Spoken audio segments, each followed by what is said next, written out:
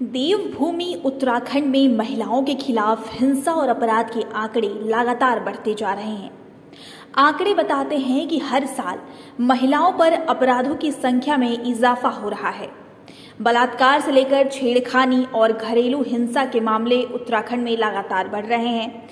Uttarakhand police के आंकड़े ही इस बात की तस्दीक कर रहे हैं और बताते हैं कि राज्य में महिलाओं के खिलाफ अपराधों की दर लगातार बढ़ रही है।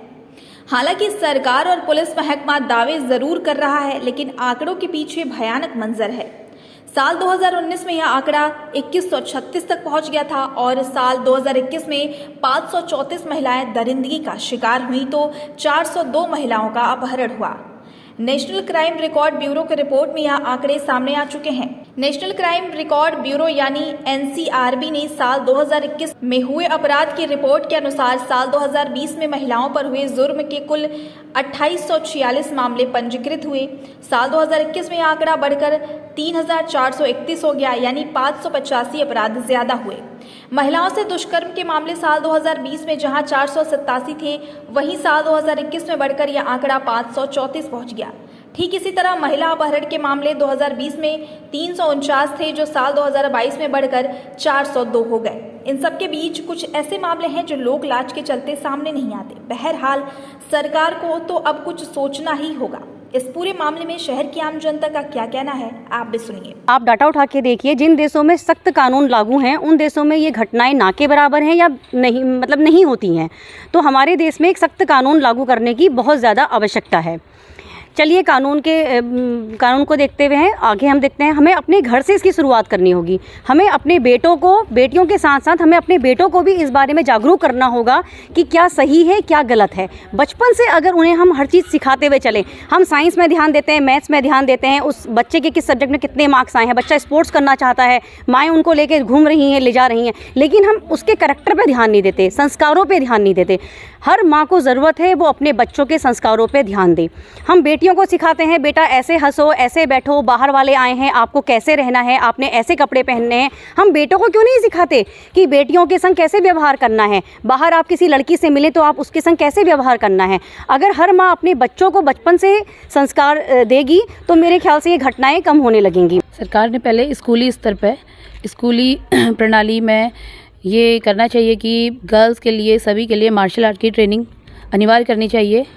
और दूसरा, एक अध्यात्म को लेकर के एक विषय ऐसा बनाना चाहिए जिससे बच्चे बचपन से ही सही गलत और नियम संयम ये सब चीज़ों को जान सकें।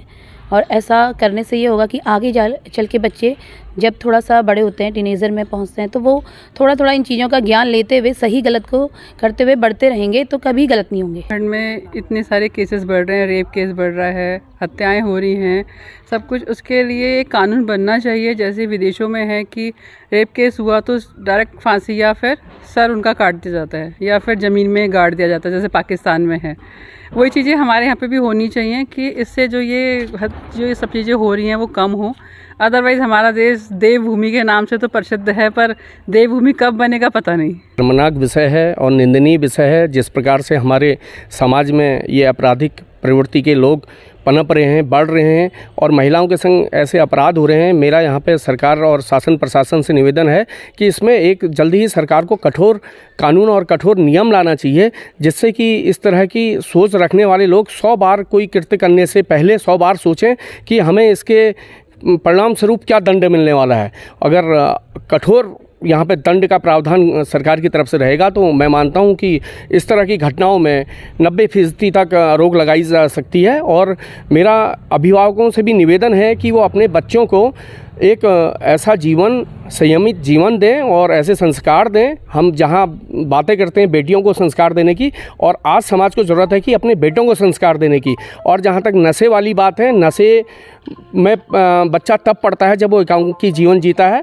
पहले से आउटडोर गेम्स होते थे, क्रिकेट, सैम्पोलिया और बैडमिंटन और गिल्ली डंडा वगैरह, तो बच्चों को इतना फुर्सत ही नहीं मिलती थी कि वो नशे की तरफ को या नशे की प्रवृत्ति की तरफ को अपना रुझान करें। आजकल ये सारे गेम बंद हो गए हैं, लोग मोबाइल तक सीमित रह गए हैं, घर से बाहर नहीं नहीं निकल रहे हैं, धूप के दर्शन नहीं कर रहे हैं, तो ये मोबाइल जहाँ तक हमारी सुविधाएं और ज्ञानवर्धक है, उससे ज़्यादा ये खतरनाक भी है अगर इसका दुरुपयोग किया जाए। तो इस वजह से भी मैं मानता हूँ कि बच्चों के लिए मोबाइल भी बहुत हानिकारक है, जिससे हमारे बच्चे नशे की प्रवृत्ति और आपराधिक प्रवृत्ति की तरफ को जा रहे हैं। तो हम अभिभावकों को भी ध्यान देना पड़ेगा और समाज को भी ध्यान देना पड़ेगा, शासन प्रशासन के साथ साथ। देखिए, इस समय जो घटनाएं हो रही हैं, सबसे पहले हमारे समाज को सुधारना होगा, क्योंकि समाज में जब हम लोग, हमारे बच्चे जब आते हैं समाज में, क्या है, हम अपने बच्चों को तो सिखाते हैं, लेकिन बेटों को भी हमें उतना ही ध्यान देना चाहिए। बच्चे, हमारा बेटा क्या कर रहा है बाहर जाके।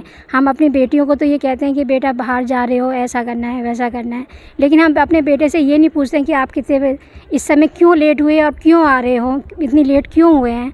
हम अपने बेटों से कभी भी नहीं पूछते हैं। हमें अपने बेटों पे भी ध्यान देना चाहिए कि हमारा बेटा क्या कर रहा है, मूवी देख रहा है या टीवी देख रहा है, उसके एक्शन क्या हैं, उसको हमें उसके एक्शन से हमें समझ जाना चाहिए कि हमारा बेटा किस ओर जा रहा है। और सबसे ज़्यादा हमारे इस उत्तराखंड में क्या है कि नशा ज़्यादा है। लोग, यहाँ के सभी लोग नशा करते हैं, नशा करने के बाद उनका माइंड कहाँ क्या सोच रहे हैं, उनकी सोचने की शक्ति ही ख़राब हो जाती है। हमें उस चीज़ पर रोक लगानी चाहिए।